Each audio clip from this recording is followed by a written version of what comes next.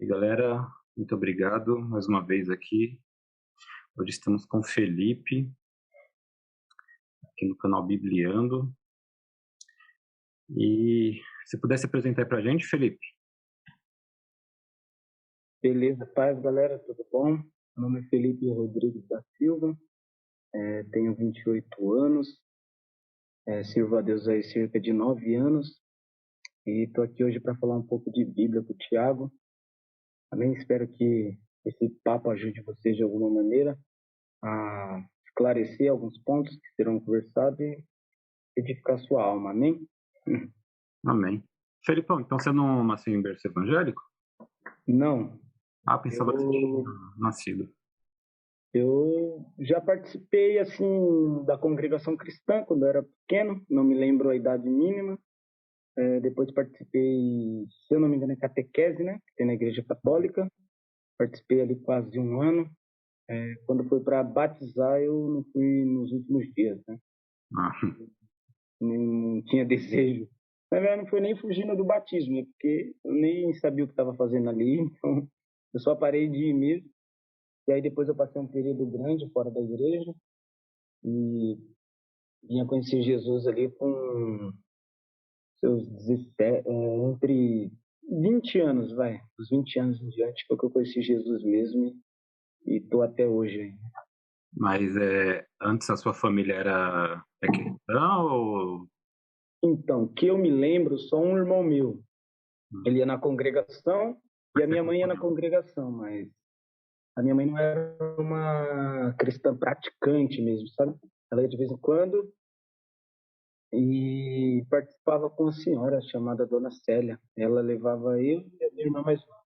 Meus outros irmãos iam quando eles queriam, que eles eram um pouco maior. Então, meu contato foi aquele contato, basicamente, de todo jovem, né? Que o pai leva Entendeu? e não sabe muito por que está indo ali, sabe? Hum. Aí como que partiu para você começar a ir mais firme para a igreja? Foi por volta dos 20 anos, cara. Foi quando eu tive um choque assim, de realidade com a minha própria vida, né? Eu me encontrava num namoro e essa jovem, ela ia para a igreja e eu ia com ela. E acabou que em determinado momento do nosso relacionamento, nós terminamos e sobreveio no meu coração uma tristeza muito grande. Só que eu não gostava dela. Não foi uma paixão pela menina, mas foi Ah, como se mais aquele abandono trouxesse todas as feridas dentro do meu coração que basicamente nem eu mesmo sabia que estava ali escondida. Não sei se você entende. sim. Quando vem uma grande tristeza que só te faz lembrar de tudo. E aí eu lembrei, dentro desse período, né, de criança até os 20 anos, eu perdi minha mãe. Eu morava com a minha tia nessa época, né? E eu me sentia meio deslocado por morar com a minha tia. Então, por vezes eu saía sexta-feira, voltava para casa domingo, segunda-feira, na rua, bebendo, bebendo na casa de amigo, ou virando à noite nos lugares mesmo, festa, baile funk, rodeio, ia variando, né, nessas questões. E aí eu tive esse senso de buscar Deus quando essa luta, mais uma luta me abateu e eu senti tristeza. E eu me lembro que eu fui até a sala de reunião de uma empresa que eu trabalhava, Pão de Açúcar, ali na Anhanguera, e lá tinha uma biblioteca. E lá tinha Bíblia lá dentro, né? E eu entrei sem ninguém me dizer para pegar a Bíblia, né? Eu poderia ter pego qualquer outro livro. E eu comecei a folhear sem entender nada, nem como achar nada. Fui folheando e eu me lembro que um homem entrou, me viu ali folheando, e ele já conversava comigo. E ele falou assim: O que você está procurando aí? Aí eu falei: Eu estou procurando paz. Aí ele foi ler um texto de Tiago que fala fé e obra. Se eu não me engano, é capítulo 3, se eu não me engano. É capítulo 3, capítulo 4, algo assim. E ele falou assim, fez uma pergunta, você crê que um cachorro pode ter fé? E eu, sem saber nada de religião, falei, eu acredito que sim. E ele falou assim, qual é a diferença de você e um cachorro? Eu falei, não sei, vou saber qual é a diferença. E ele falou, a diferença é que você pode servir a Deus e o cachorro não. E parece que aquilo bateu na minha consciência como um choque, dizendo assim, nossa, eu estou vivendo igual um animal, de forma irracional, sabe? Sem pensar no amanhã, sem planejamento, sem sentimento verdadeiro por ninguém. Igual mesmo eu estava vivendo. E foi a partir daí que eu tive o meu primeiro choque mesmo com a palavra o evangelho de forma, digamos que racional, da Uhum. forma que você se lembra, sabe? Não sei se você entende. Sim. E eu já tinha tido contato com a religião, mas não me lembrar de nada. Ia para festividade, saía com jovens, adolescentes, ficava ouvindo Bob Marley nos cultos, mas não tinha tido um contato mesmo. É diferente, né, quando você vai para a igreja, quando a busca vem da sua alma do que do corpo, né? Às vezes você vai ali por uma obrigação ou coisas do tipo, e é um corpo presente, né? Não tá lá. Aí você já aí nessa situação você começa a buscar uma igreja fixa ou você demorou ainda para engrenar? Então, dentro dessa situação, eu tinha terminado com a jovem e eu continuei indo na igreja que ela ia. E ela lá de um campo e eu do outro, sem entender nada, mas meu coração estava meio fisgado pelo lugar mesmo, sabe? E não era nem um lugar assim, Thiago, tão estrondoso, que tinha nada de diferente. Na verdade, o Ministério de Louvor não cantava tão bem, as pregações eu não entendia quase nada, mas era como se Deus desse uma ordem mesmo para o meu coração e falasse, fique aqui. Mesmo vendo a menina ali. E eu continuei indo ali e fui passando por alguns processos, né? Nesse período eu continuei na igreja, aí a minha tia me arrumou uma Bíblia, eu comecei a ler, sem entender nada que eu lia, sem entender nada do que eu ouvia, mas continuei indo. E aí eu me lembro que uma vez um amigo meu me chamou para sair, mais uma vez, para comer McDonald's. Nós fomos comer e lá ele começou a falar das tristezas dele e eu das minhas. Aí nós falamos, vamos para uma festa? Eu conhecia muita gente. Aí ele falou, vamos. Aí nós chegamos lá, aí lá na festa tinha só pessoas que eu não conhecia e pessoas de outro sexo, homens ali dançando com homens, mulheres com mulheres. E ali na minha mente falei, o que eu estou fazendo aqui? Aí eu voltei para casa e aí eu fui dormir. Eu tinha virado a noite, né, cansado. E eu me lembro que os jovens da igreja, da minha tia, que ela ia, eles tinham um costume de cantar na frente da casa da minha tia, que minha tia sempre foi receptiva, né? E eles começaram a cantar e eu acordei com aquele cântico e quando eu me vi, eu estava de joelhos, chorando e sem saber direito, eu estava orando Isaías 6, dizendo para... Eu nem me lembro de ouvir sobre Isaías 6, mas eu estava orando para Deus tocar nos meus lábios com brasa, para Ele purificar a minha boca, purificar meu coração e desde aquele dia, aí já era. Aí nunca mais eu me desviei, assim, de forma, sabe, rebelde mesmo. É lindo, né? Quando Deus toca, quando sente essa mudança, né? É porque meus amigos chamou para sair de novo e eu simplesmente disse não tinha mais vontade. E é interessante que não foi ninguém que me disse, olha, não saia, não faça isso, não faça aquilo. Não foi aquele conjuntinho de regras que a religião tem que impor, sabe? Ó, você não pode isso, não pode aquilo. Simplesmente meu coração já não tinha alegria naquilo, sabe? Aquilo que um dia antes fazia todo sentido para mim, no outro dia, depois daquele encontro pessoal com Deus, para mim já não me atraía mais. É como se eu tivesse cego mesmo para essas coisas, sabe? A chave muda literalmente, né? Ah, mudou. Mas aí nisso já era assembleia ou não? Isso veio. Então, isso tudo onde eu estava. Aí eu Hum. pedi conselho para aquele presbítero que me falou da palavra. Ele falou: faz o seguinte, batiza onde você está e vai para onde Deus ordenar no seu coração, né? Ele falou para me batizar lá para eu já estava indo um pouco de tempo Uhum. e meio que tipo batiza onde você aprendeu mesmo o seu começo, até para ser uma honra o seu pastor te ver mudar, batizar.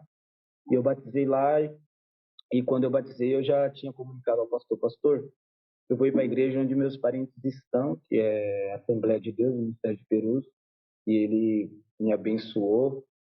Não sei nem se ele lembra de mim, mas ele me abençoou, tratou super bem, despediu e eu fiquei na Assembleia um bom tempo.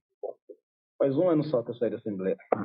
Essa outra igreja era pentecostal também ou não? Cara, eu nem sei, hein? Sinceramente, eu nem sei direito. Acho que era. Porque uma boa parte das igrejas são pentecostais, né? Eu acho que era. Bacana.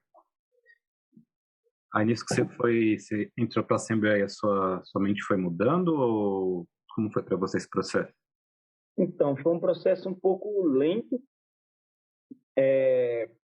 Eu vivia um radicalismo, né? Um jovem depravado, sem limite.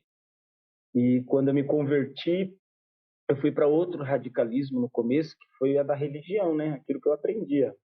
Vai ter que usar terno, vai ter que usar gravata, fazer barba, suas roupas são do diabo, tênis.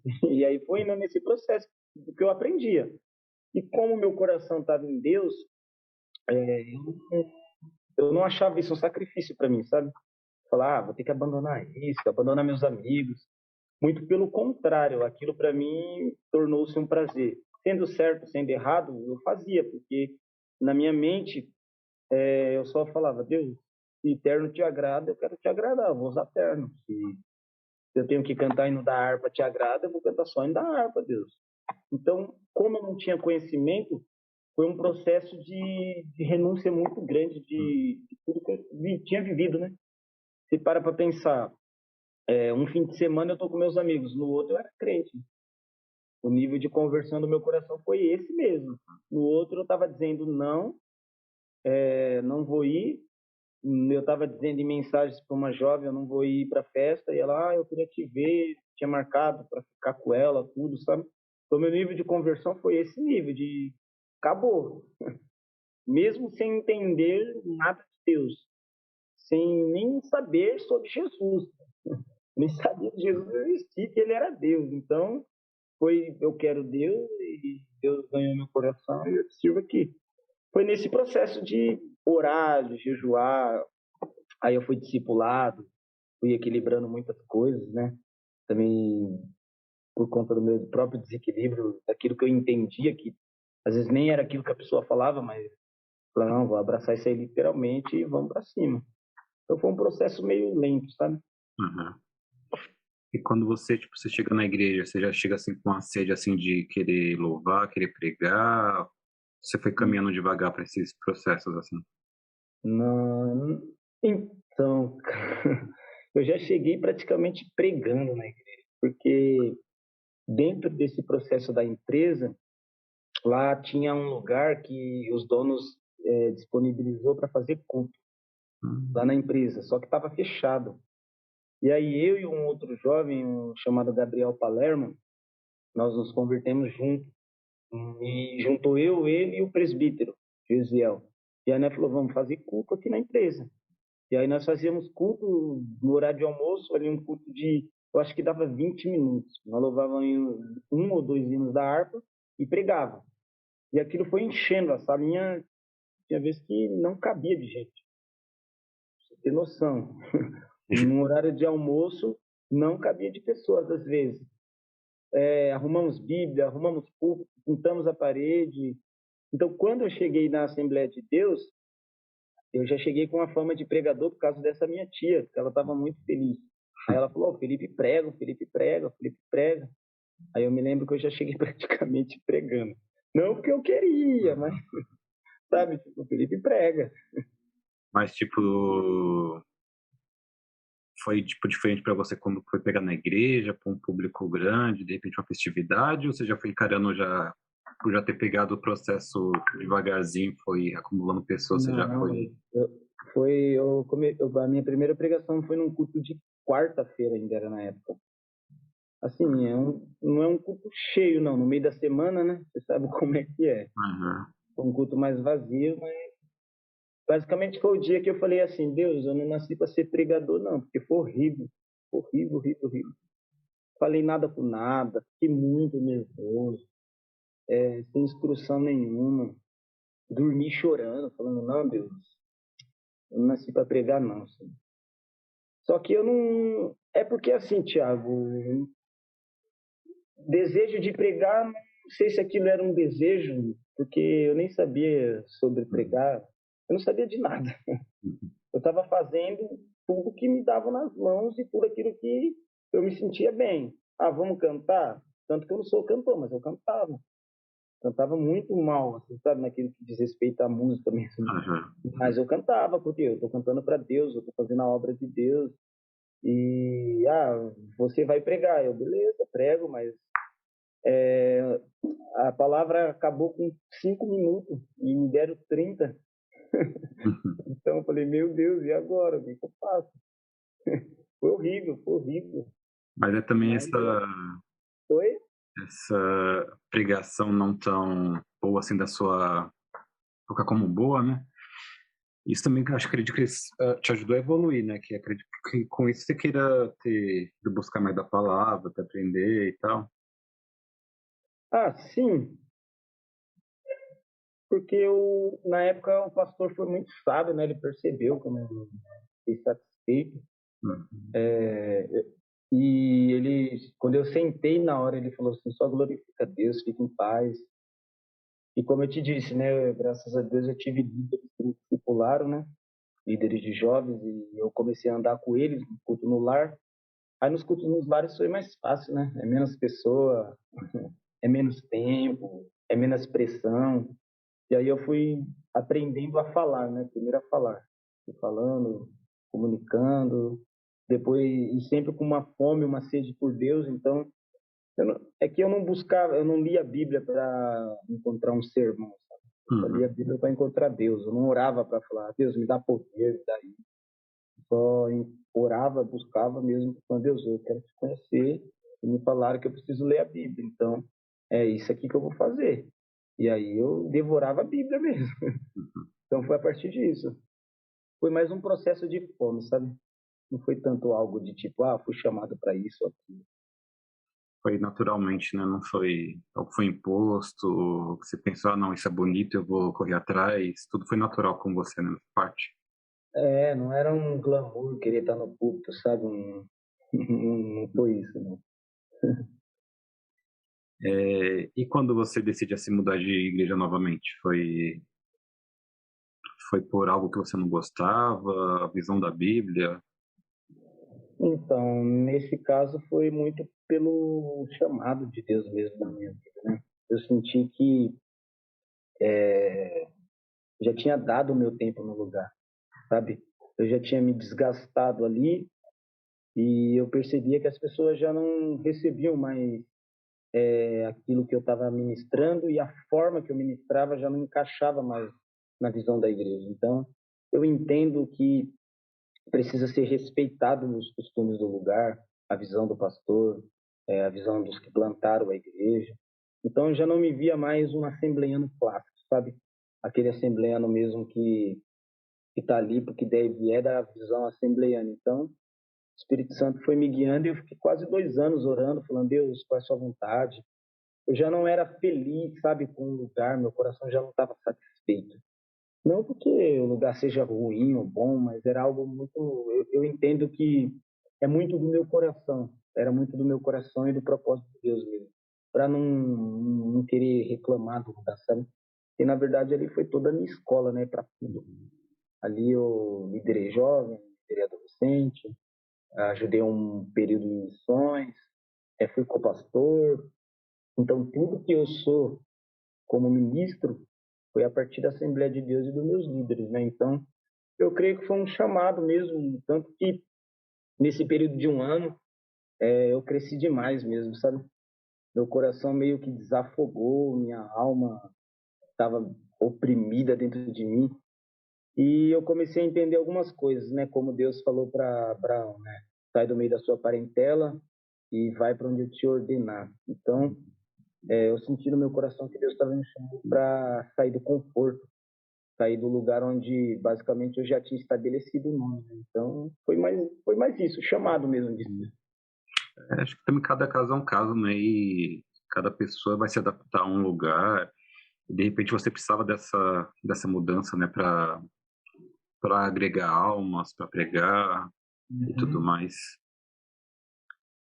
Aí nessa igreja, foi por uma escolha, foi por indicação? Como foi para você, essa igreja nova? Cara, eu vi um banner de um culto, eu já estava sondando várias igrejas aqui na cidade, mas eu não sou de mudar de comunidade assim, né? Por qualquer motivo, apesar de eu ter os meus motivos. Conversava com a minha esposa, orava e pedia direção a Deus. Já tinha duas em mente, né? E uma eu não quis ir, por questões teológicas, bíblicas mesmo, de discordância daquilo que entendo como sendo evangelho. E a outra foi porque era muito parecida com a minha. Então me segurei nisso, né? Ah, não vou trocar 6 por meia dúzia, eu vou ficar aqui que eu conheço a integridade das pessoas, né? E aí eu vi uma arte, ó, vai ter culto em tal dia. E eu fui, e meu coração em paz, o da minha esposa, eu acho que Deus trabalhou mais na minha esposa, né? Nesse quesito, e eu fui e falei, é aqui que eu vou ficar. E o que mais atraiu meu coração é porque essa igreja onde eu tô, hoje ela tem, vai, de 10 a 15 membros. E na época, tinha, eu acho que até menos do que isso, há um ano atrás, né? E eu sempre gostei disso. Eu gosto das coisas muito simples, sempre gostei de ajudar quem necessita, sabe? E onde eu estava, já está estabelecido, já tem pastores, já tem uma liturgia, já tem toda uma tradição. Basicamente, onde mim estava, não precisam mais de você. Você foi embora, tem gente para te cobrir e aqui não tem ninguém para ajudar eles. E eu fui fisgado nisso. E eu já conhecia também os líderes, né? Eu conhecia a conduta, conhecia o ministério da palavra. Então foi o Espírito Santo mesmo que me disse, fica aí e ajuda eles. Bacana, bacana essa história nas igrejas. Agora, já aproveitar esse ponto que você falou sobre teologia, como que você avalia assim, essas diferenças assim de interpretação de teologia, Felipe? Você acha que tipo quem interpreta de uma forma diferente, você acha que é algo errado ou tudo é aceito por Deus? Como que é para você? Cara, eu entendo que existem os pontos fundamentais do Evangelho. Eu analiso as igrejas a partir dos pontos fundamentais, daquilo que é primário e daquilo que é colocado em segundo plano. Por exemplo, Jesus vai voltar, é um fundamento da fé cristã. Está muito claro na Escritura. Se ele volta antes da grande tribulação, no meio da grande tribulação, ou depois da grande tribulação, e aí já são divergências de diversas igrejas, né? Por exemplo, na Assembleia de Deus onde eu estava, era claro que eles entendiam que Jesus ia voltar antes da grande tribulação, para arrebatar a igreja, de forma secreta, já deve ter ouvido, né? É uma doutrina assembleiana muito clara. Onde eu estou, pelo que eu já entendi, eles acreditam que vão voltar depois. Isso, para o meu coração, não fica algo que seja uma heresia ou que seja um ponto de divisão. Ficaria se onde eu estou, na Assembleia, dissesse que Jesus não vai voltar. Aí, para mim, já pega. Aí eu já acho que...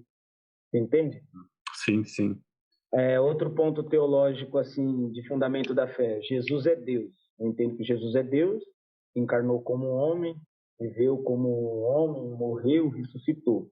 Se uma igreja dissesse assim, olha, Jesus não veio à Terra como homem, aí para mim já é um ponto fundamental da fé, porque aí já vai para outros pontos teológicos de que Jesus não poderia, por exemplo, representar o homem diante de Deus como sendo um sacrifício substitutivo, como quem morreu no lugar do homem. Então, para mim, é um ponto cardeal. Agora, dizer assim, Jesus Cristo era loiro, Jesus Cristo era moreno, para mim isso não interfere naquilo que diz respeito à minha salvação. Então, eu entendo que existem os pontos fundamentais que a igreja verdadeira de Deus carrega. Se ela vai ter o uso e costume do terno, ou se ela não vai ter o uso e costume do não terno, beleza. Se entende que tatuagem não é pecado e a outra entende que tatuagem não é algo bacana, dá para relevar. Até o ponto de que a igreja que pensa assim, olha, tatuagem é errado. E se você fizer uma, você perde salvação. Eu não entendo assim. Não sei como que você pensa, né? Aí eu já acho que interfere no ponto fundamental da salvação. Aí eu já não concordo com aquela igreja. Ou a igreja que diga assim, olha, quem usa calça, ou quem usa brinco, ou quem usa barba, não é salvo. Aí eu entendo que a igreja que ensina isso, ela está batendo num ponto fundamental da salvação, que a salvação é somente pela fé em Cristo, e não pelo que nós somos exteriormente.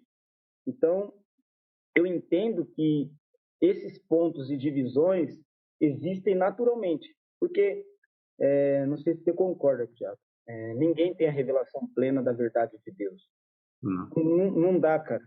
Você pode estudar o que for, você sempre vai ter dúvidas. Você sempre vai ter pontos que vai falar assim, Deus, não sempre fica assim, isso aqui é do meu coração. Será que Jesus vai voltar mesmo? Sempre fica, tem hora que vem isso na mente. Então, há uma normalidade naquilo que diverge da nossa visão sobre Deus. Nós somos limitados. Deus é um ser ilimitado. Ele não cabe na nossa consciência, ele não cabe na nossa concepção e ele não tem que ser reduzido a uma teologia, a uma instituição. Então, eu entendo que existem pontos de divergência que não são fundamentais, que dá para divergir. São pontos de cultura, de gosto, de usos e costumes, que beleza. Agora, quando toca na base da fé, naquilo que sustenta o cristianismo, aí eu entendo que não é saudável. Agora, eu já fui em culto sendo assembleano, e foi na bola de neve. Imagina um assembleano ir numa bola de neve. Meu Deus do céu, se ele for um cara religioso, ele nem fica. Você sabe como é que é. E foi bastante lá. Então, ele nem fica. E eu fui numa conferência, pegou vários pastores, e eu assembleano não mesmo, sem nunca ter ido em outra denominação, assim, sabe? Quando eu vi aqueles caras de dread, entrando com aquele de dread, de alargador, adorando a Deus, aquilo dali veio no meu coração falando, Deus, todas as tribos, línguas e nações te louvam, independente. Então, eu nunca tive esse apego, sabe? Essa coisa de separatista. Lógico que eu tenho a minha concepção de teologia, minha concepção do que é uma igreja bíblica, minha concepção do que é uma igreja de Deus, do que é uma seita, eu tenho isso. Mas, acima de tudo, eu vejo que é essencial para a fé. Não é essencial?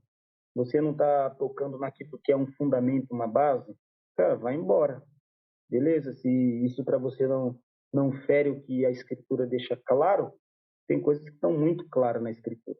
Agora, tem coisas que não dá, mas não entende. Então, eu vejo dessa forma. Eu respeito e converso. Ah, por que você não pensa assim? Ah, não penso por causa disso, disso, disso, disso. Pô, bacana. A única coisa que eu não respeito, Thiago, é aquele cara que ele só discorda sem saber o porquê discorda. Ele discorda sem saber o que ele mesmo acredita e sem saber o que você acredita. Então, ele só quer ser superior a você. Então, só diz que discorda. Do resto, vamos conversar e põe na mesa aí o que você acredita. É o que a gente vê muito hoje na política, né? Muito segue determinado partido, mas nem sabe o porquê, porque a maioria fala, ou por causa de outras questões que nem valem a pena discutir, né? Não é uma convicção pessoal, né? É só porque ouviu alguém falar. Sim.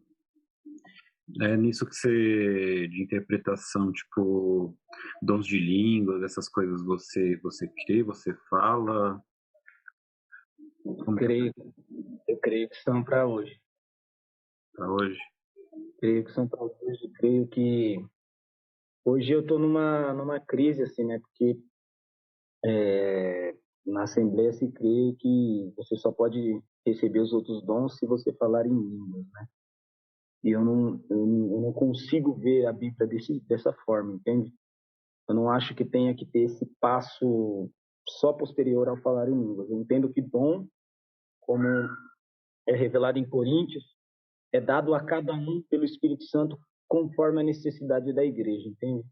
Então, na minha cabeça funciona que alguém pode ter o dom de cura e não necessariamente falar em línguas. Alguém pode ter o dom de milagres e não necessariamente profetizar. Eu entendo que o dom é para a igreja ser edificada num todo. É serviço. Dom é servir no próximo, vai servindo, vai servindo. e que a igreja ela tem dons e que ela se manifesta em dons para serviço da comunidade.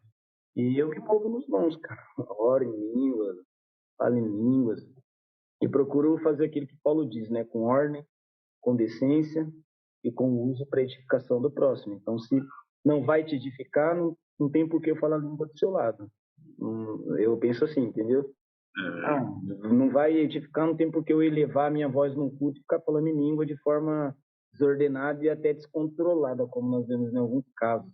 Eu não acho que seja o modelo bíblico. O modelo bíblico é para a edificação do corpo. Serve para edificação? Dá para o Tiago entender? Então usa o seu dom. Glorifica Jesus? Usa o seu dom. Agora, quando chama para si, aí eu fico como o Paulo. É melhor você falar baixinho que você. Sim, fica só no devocional com Deus, né? Fica só você e Deus aí. Na visão na sua pentecostal é que o dom das línguas é a língua dos anjos mesmo, a língua dos céus.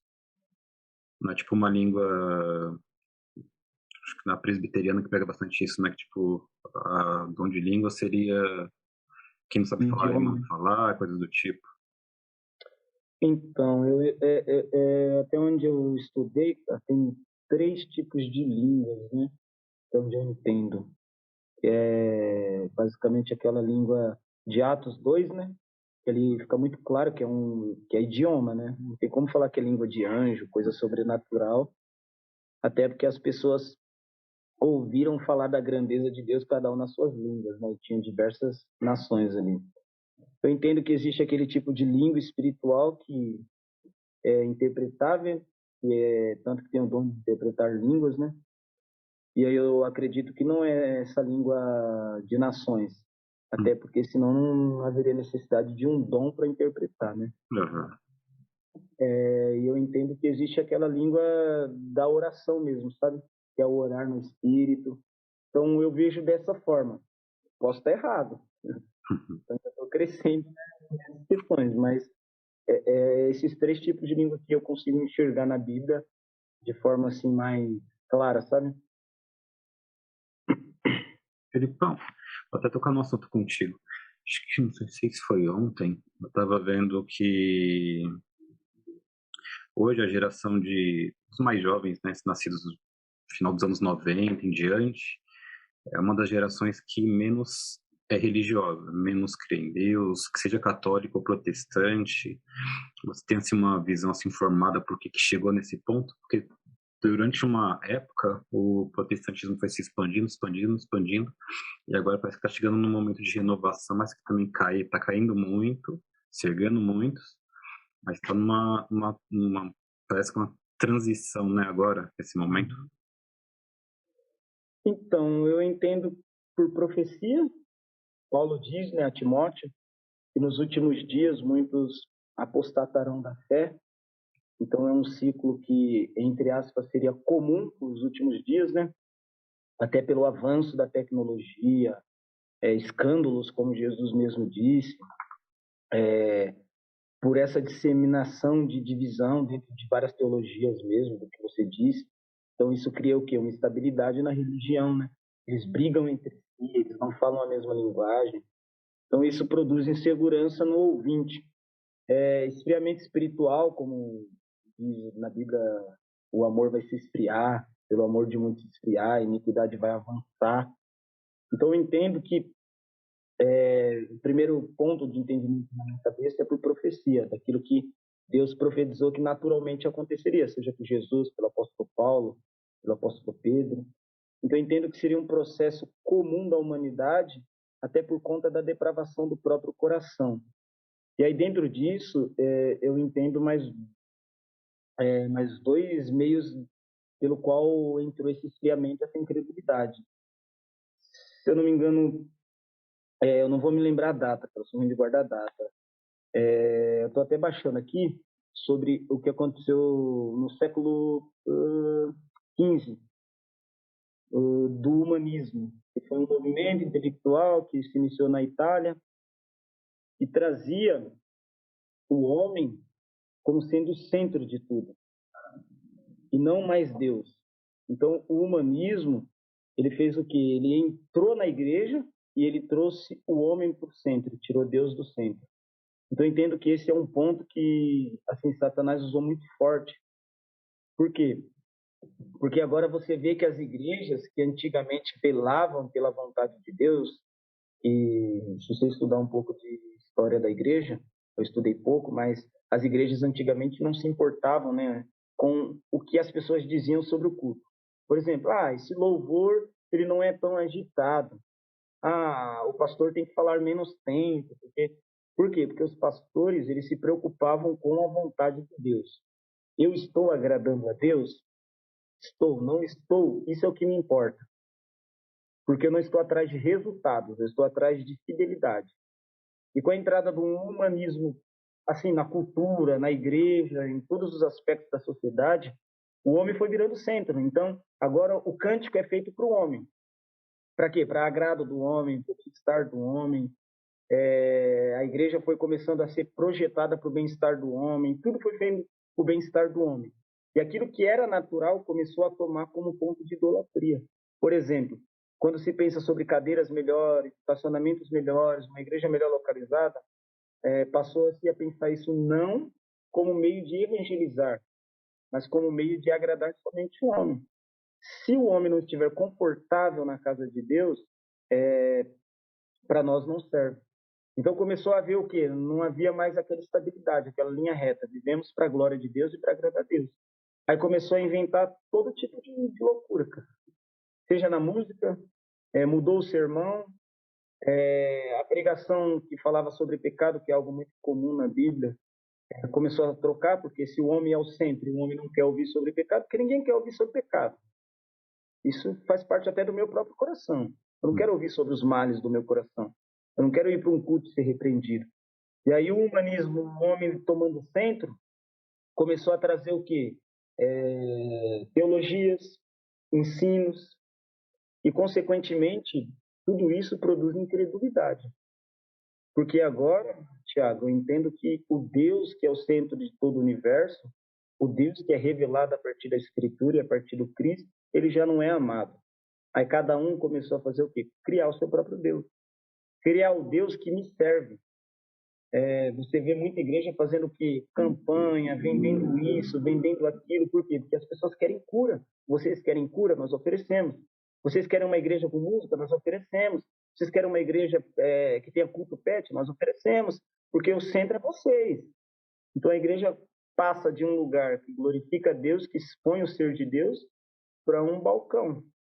Você pede, você é o cliente cristão. Você tem toda o direito de reclamar, você tem toda a autoridade, você tem sempre a razão. Então, eu entendo que isso é um dos principais pontos. E aí entra outra coisa muito forte que está junto, que é o pragmatismo, que os meios não importam, o que importam são os resultados. E eu sei que você vê isso muito claro na igreja. Por exemplo, o Felipe prega muito, mas ele é um adúltero, não importa. Ele gera engajamento, ele gera número, ele gera convertidos, ele gera seguidores, o que importa é isso. Não importa os meios, o que importa é os fins, os resultados. Então eu entendo que a partir disso foi gerando muita incredulidade, porque perde credibilidade, perde identidade. Você vê que os lugares não têm mais identidade. Às vezes você vê mudando toda hora para agradar os membros e perde fidelidade, vai perdendo, se você for falar aqui, vai perdendo uma série de coisas. E aí produz incredulidade na sociedade. Não tem mais contato com Deus, avanço da tecnologia, aí vai havendo esfriamento daquilo que é comum, que é cultural de relacionamento, e aí vai a igreja, que é uma comunidade, uma família, vai perdendo a sua própria identidade, porque ela já não vê mais na escritura o seu guia, mas vê nos anseios dos homens, e os homens eles são insaciáveis, e por isso que você vê a igreja criando coisa nova toda hora, porque agora a igreja é humanista, o que importa é a vontade humana e não a vontade de Deus. Por isso que eu falei para você que eu fui para um lugar que eu achei que era simples. Você entende? Eu não estou aqui para inventar nada de novo. Nós vamos vir aqui cantar e ouvir da palavra e nos basta. Nós não estamos aqui para um projeto religioso. Nós estamos aqui para um templo, fazer um templo grande, uma grande catedral, que é o nosso sonho. Não.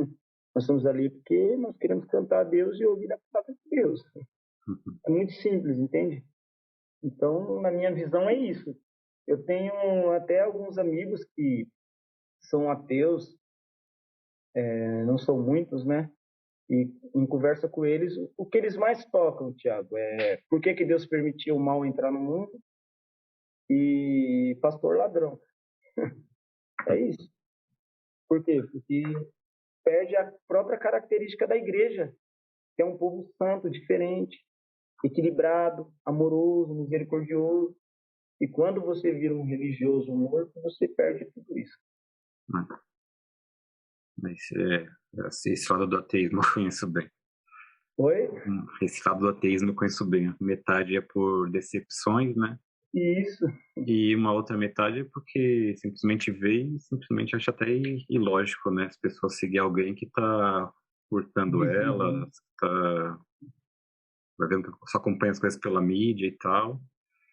E se você também olhar com esse olhar de ceticismo, até você vai achar loucura alguém ir para uma igreja que o pastor vai estar pedindo para você levar uma peça de roupa para abençoar, para pagar um valor a mais.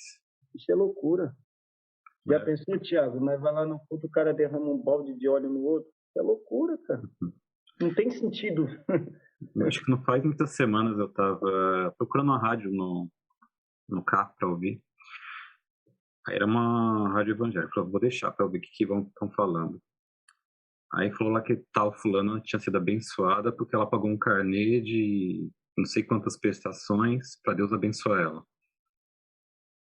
Então, é complicado você defender assim. Você quer que eu te fale a real? Nas minhas conversas com ateu, tem ateu que conhece mais de teologia do que os crentes. Sim. Ele fala assim, cara, o seu Deus não faz isso. Ele fala desse jeito, Thiago, seu Deus não faz isso. E eu falo, é verdade, cara, você tá certo. Eu vou falar o quê? O verdadeiro ateu, ele come mais a Bíblia do que essas pessoas também tem essas pessoas que seguem os ateus, né? Diz que é ateu, mas nunca leu. Agora tem muitos ateus que comem a Bíblia e se você não estiver preparado para debater com ele, você vai passar até vergonha, né? Eclesiastes 3:11 diz que Deus colocou dentro do homem a eternidade. E tem comentaristas bíblicos que comentam esse texto, dizem ali que essa eternidade descrita é o anseio pelo divino, é o anseio por aquilo que vai além da nossa capacidade. Eu não sei se você concorda comigo. Cara, na política as pessoas estão procurando isso. Algo que transcende. Você vai num show, não parece um culto. Show mundano. Parece um culto, uma devoção, a sentimento, a entrega, a renúncia para estar ali. Aí você vai na ciência, o que as pessoas estão procurando? Uma base forte onde elas possam confiar. Se você for ver, Tiago, tem um pregador, Charles Haddon Spurgeon, que diz que quando um homem entra no prostíbulo, ele está procurando Deus. Ou seja, ele está procurando satisfazer o anseio pela eternidade no coração dele. Então, veja, a humanidade está assim, pô. Tem gente procurando seu Deus na cocaína, procurando seu Deus na maconha, procurando seu Deus na prostituição. E elas vão procurando preencher o coração. Não sei se você já se sentiu assim, eu já me senti, cara. Totalmente vazio de sentido de vida. Tipo, para que eu nasci? É só para viver, trabalhar, comer e dormir e morrer. Então, as pessoas estão procurando um propósito de vida. Elas estão procurando uma causa a qual elas possam morrer. Por isso que as pessoas estão se engajando tanto em política. Porque elas, dentro delas, elas pensam assim, eu posso mudar o meu país, eu posso fazer algo bom para a próxima geração. E eu só consigo ver isso em Deus. Eu só consigo ver isso no ser de Deus. E é isso aí que você falou. O ateu, de certa forma, ele criou um Deus. A sua incredulidade é um Deus. Porque o Deus dele é a racionalidade. O Deus dele é aquilo que faz sentido, é aquilo que é comprovado, é aquilo que é provado cientificamente. Por quê? Porque ele não quer viver uma loucura, sabe, de de um êxtase sobrenatural, de cair, debulhar, e aquilo não fazer sentido nenhum. Então eu entendo que Deus colocou isso dentro do homem para que o homem possa buscá-lo. E as pessoas estão buscando Deus em todos os lugares. E o papel da igreja é apresentar o verdadeiro Deus. Você já leu a passagem que Paulo fala quando ele chega em Atenas, se eu não me engano, que tinha um altar ao Deus desconhecido. E ele fala assim, vocês procuram como que apalpando. E a história conta que naquela região existia milhares de altares. Ou seja, Paulo, quando ele fala ali, olha, eu vou apresentar para você o Deus verdadeiro. Nele nós existimos, nele nós nos movemos. Ou seja, Paulo disse assim, vocês estão ansiando por Deus, só que vocês não conhecem nada de Deus. E o papel da igreja é o quê? Expor o verdadeiro Deus. Por isso há tanta incredulidade, porque não expõe Deus.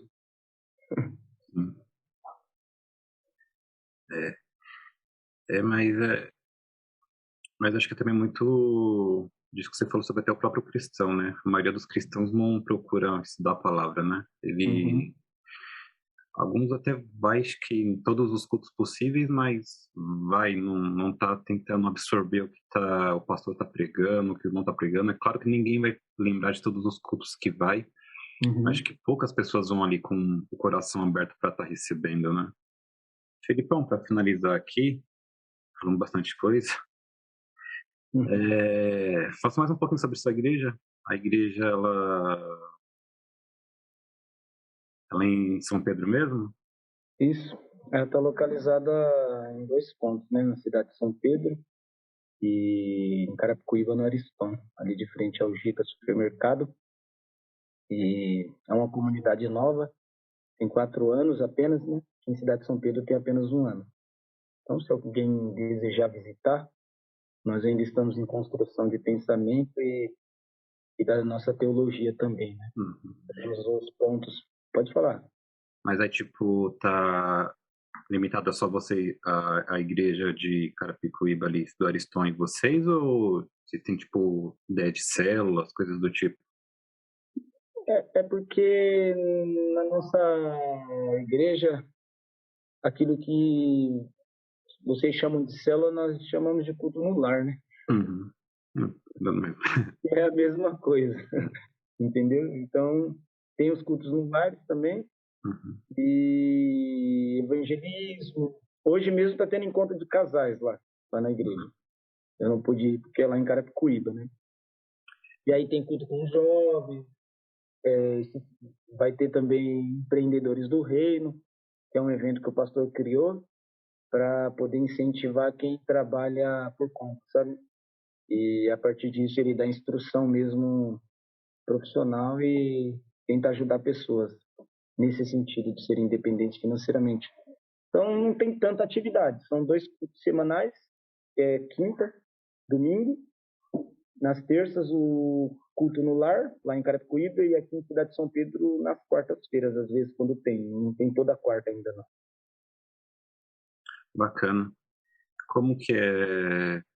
Vocês já tem engajamento assim de projeto social?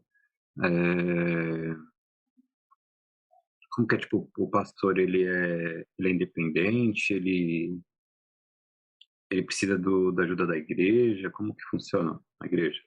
Então, nossos 2 pastores, que no caso é o pastor Adilson, que é lá de Carapicuíba, e aqui em Cidade de São Pedro, o pastor Abimael. Eles ainda trabalham, né, em empresas.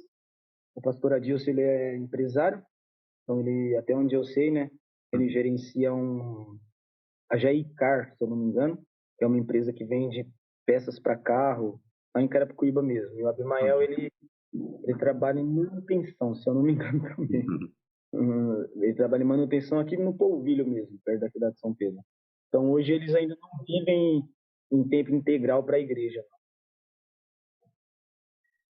Mas é aí também que entra vocês, né? Para dar um apoio e tal, para fortalecer. Então, hoje eles não tiram nada mesmo financeiro. Na igreja lá, ela tem essa questão financeira bem aberta, sabe? Bem teto de vidro mesmo. Se quiser acessar lá, a qualquer momento você pode acessar. Tanto que mensalmente o nosso financeiro manda lá no grupo tudo que tem no caixa, sabe? no grupo da igreja, mandar, é isso, tudo dividido no aplicativo, e aí nós conseguimos ter acesso a tudo. Você mesmo, se quiser saber, tá lá. Pedir, nós te manda. Acho que até é importante nesse envolvimento dos membros com a igreja, porque essas igrejas maiores, que tem muitas igrejas, né, sub-igrejas, acaba ficando meio perdido, né? Acho que o pastor cabeça está lá em cima dessas igrejas que tem várias outras abaixo. Não tem acesso. Nem ideia de como que se o membro que está lá embaixo precisa de alguma coisa ou não, projetos. Entendeu? E esse foi um dos motivos de eu querer sair. Eu estava comentando com meu pai, o pastor Valdeci. Gosto, né, pastor Valdeci? Essa semana, uma colega estava passando dificuldade, onde a gente morou, em Barretos. Ela com 10, 15 anos de igreja e não teve nenhuma comoção ali para dar um suporte para ela. Ela está numa igreja grande, tem uma matriz extraordinária, os pastores... Tem dinheiro, né, Thiago? Sim, mas os membros ali que precisa... Acho que é porque é muito número também que eles olham, né? Tipo, sei lá, esse membro saiu, vai vir 5, 10 depois. Cara, você quer que a minha percepção nessas megas igrejas, eles criaram um sistema que só pastor é beneficiado, infelizmente. Essa aqui é a realidade. Não tem como fechar os olhos para isso, sabe? O órfão e a viúva, quem ajuda é o outro órfão e a outra viúva. Porque os líderes mesmo do povo que era para fazer isso, não todos, né? Eu conheço exceções também. Bastante exceções. Graças a Deus tem bastante remanescente. Mas uma boa parte dos grandes, infelizmente, eles não veem nos órfãos e as viúvas o necessitado como Jesus ordenou, né? Que era a verdadeira religião, né? Sim.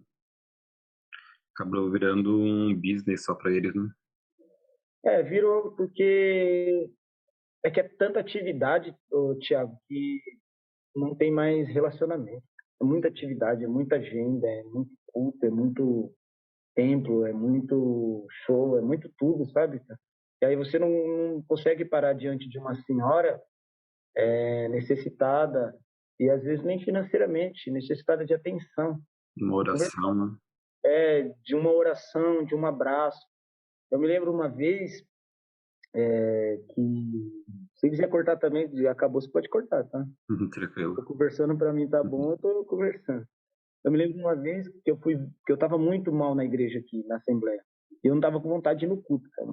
Sinceramente, não tava. Falando, Deus, não quero ir pro culto. Meu coração não tava bem com a igreja. E aí, o Espírito Santo me fez ir na casa de 2 senhores, bem velhinhos. Eu sentei no sofá e comecei a conversar com eles. Você via a carência, sabe? E, em dado momento da conversa, ela falou assim, eu tô doida para ir no culto, doida para adorar a Deus com os irmãos. E o marido a mesma coisa, falou, mas nós não podemos, nós estamos enfermos. E o Espírito Santo veio sobre mim. E o Espírito Santo falou profundamente no meu coração, você pode ir pro culto. Então você vê, Tiago, a necessidade das pessoas serem ouvidas. Então eu fui pregar, cara, eu não preguei e eu saí dali ministrado por Deus.